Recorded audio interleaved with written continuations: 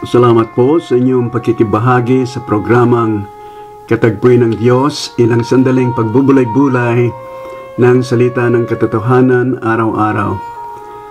Ang ating pong pagbubulay-bulay ang paksa ngayon ay pinamagatan kong tumatalaga. Ngunit ako'y tumatalaga sa dalangin, iyan ang sabi ng salmistang si David, sapagkat hindi marapat sa kanya na gumawa ng anumang bagay bilang ganti sa mga taong gumawa ng masama sa kanya. Para kay David, higit na makabubuti na tumalaga sa panalangin at aya na lamang ang Panginoong Diyos na gumawa ayon sa nararapat sa kanya, base sa kanyang sariling ustisya. Babasahin ko sa inyo ang mga talata sa mga aklat ng awit, kabanatang 109, talatang 1 hanggang 4. Huwag kang mapayapa, O Diyos, na aking kapurihan, sapagkat ang bibig ng masama at ang bibig ng magdaraya ay binukal nila laban sa akin. Siya ay nangagsasalita sa akin na may sinungaling na dila. Kanilang kinulong ako sa palibot ng mga salitang pagtatanim, at nagsilaban sa akin ng walang kadahilanan. Sa kabayaran ng aking pag-ibig ay mga kaaway ko sila, ngunit ako'y tumalaga sa dalangin. Ang paggawa ng paghihiganti laban sa gumawa ng masama sa mga anak ng Diyos ay hindi kailanman sinasangayunan o pinahihintulutan ng katarungan ng banal na salita ng Diyos. Alam ko na may mga pangyayaring kung saan minsan ayaw nating maghintay at maglampas pa ng panahon na hindi tayo gagawa ng aksyon laban sa kanila na gumawa ng masama sa atin.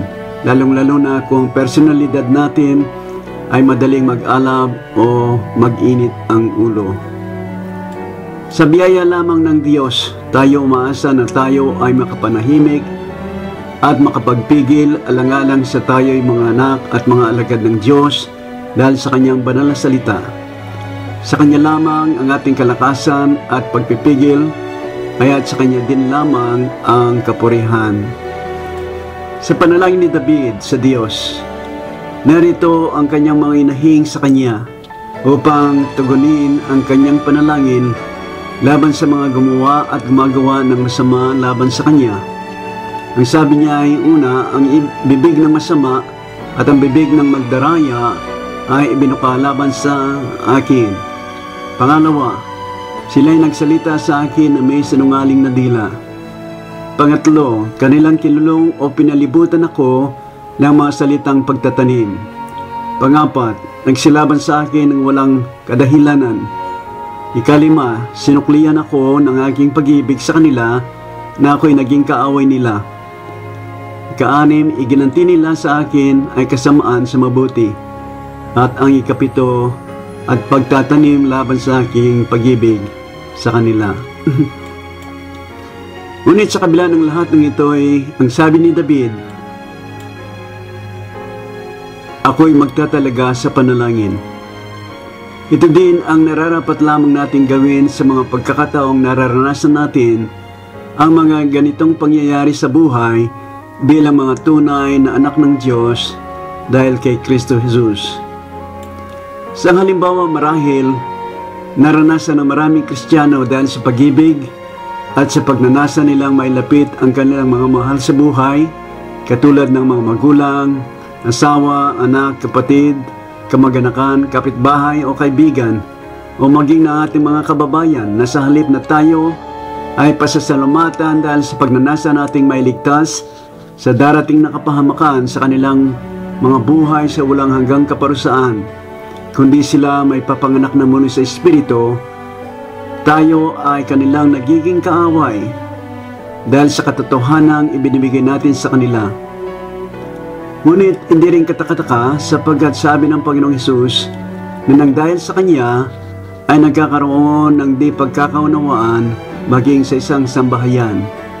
Kung ang iba ay nagmamatigas, nagpapalalo, nagyayabang, nagtutungayaw at ayaw nilang magpasakop sa katotohanan ng salita ng Diyos dahil sa kanilang mga salit-salabing sabi ng kanilang magulang na wala namang katuturan, kabutihan, katotohanan at mabuting kahihinatnan, kundi kapahamakan. Gayunpaman mga kapatid kay Kristo, tularan na lang natin si David na nagsabing, ako'y tumalaga sa panalangin. Sapagkat ang sabi ng ating Diyos sa Roma Kabanatang 12, talatang 17 hanggang 21 ay ganito, huwag kayong magbayad sa kanino man ng masama sa masama. Isipin ninyo ang mga bagay na kapuri-puri sa harapan ng lahat ng mga tao. Kung maaari ayon sa inyong makakaya, ay magkaroon kayo ng kapayapaan sa lahat ng mga tao. Huwag kayong mga igantihan, mga iniibig, kundi bigyan ninyo ng daan ang galit ng Diyos, sapagkat nasusulat, akin ang paghihiganti, ako ang gaganti, sabi ng Panginoon. Kaya't kung iyong kaaway ay magutom, pakanin mo.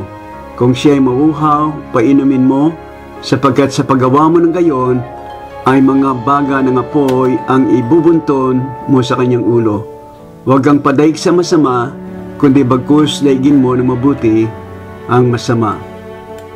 Ang sasabihin ko ngayon ay sarili ko lang pag-aakala at maaaring ako'y tama o mali at nasa sa inyo kung anuman ang komentaryo ninyo patungkol dito. Ang malimit na nangyayaring trahedya sa mga lugar kung saan nangyayari ang mga kasindak-sindak na kasamaan na ginagawa laban sa maraming walang malay na kasalanan ng mga Kristiyano, nasasabi ko sa sarili, baka ito'y makalangit o ito na ang makatarungang ganting parusa sa mga taong ito dahil sa hindi makatarungang pagpaparusa sa mga anak ng Diyos.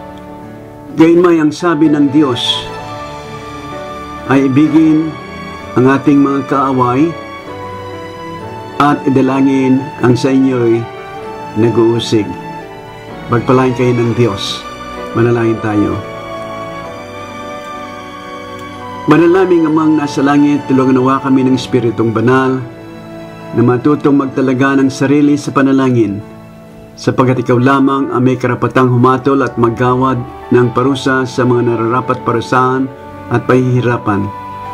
Ngunit nagpapasalamat po kami na ikaw ay nagmamahal sa lahat ng tao, na di mo nais na ang sino man ay mapahamak, kung kaya't ibinigay ang iyong bugtong na anak ay siyang tumubos ng mga kasalanan namin, upang ang bawat sumampalataya sa Kanya ay huwag mapahamak kundi magkaroon ng buhay na walang hanggan, sa Kanya pong pangalan. Amen. Pagpalain po kayo ng Diyos.